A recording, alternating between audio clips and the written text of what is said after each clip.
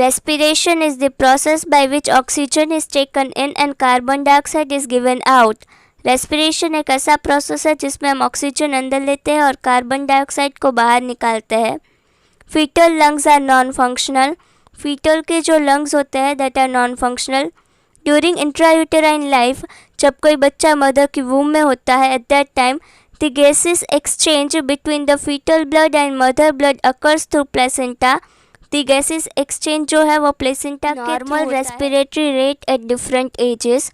Newborn 30 to 60 per minute, early childhood 22 to 40 per minute, late childhood 50 to 25 per minute, adult 12 to 16 per minute.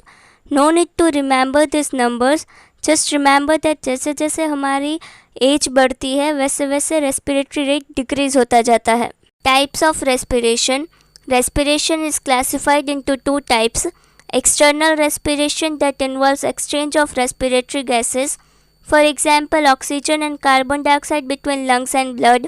External respiration जो है वो exchange of gases lungs and blood के बीच का maintain करता है. Internal respiration which involves exchange of gases between blood and tissue. Internal respiration जो है वो एक्सचेंज ऑफ गैसेस ब्लड और टिश्यू के बीच का मेंटेन करता है.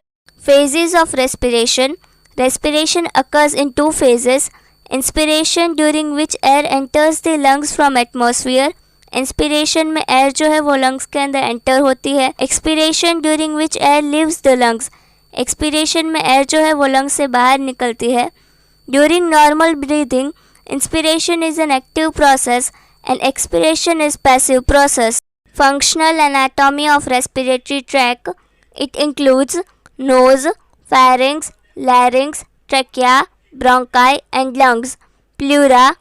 Each lung is enclosed by bilayered serous membrane called pleura or pleural sac. Pleura has two layers. Pleura में दो layers होते हैं, inner visceral and outer parietal layer. Visceral layer is attached to the surface of lungs. Visceral layer जो है वो lungs के surface पे attach रहती है. At hilum it continues with parietal layer.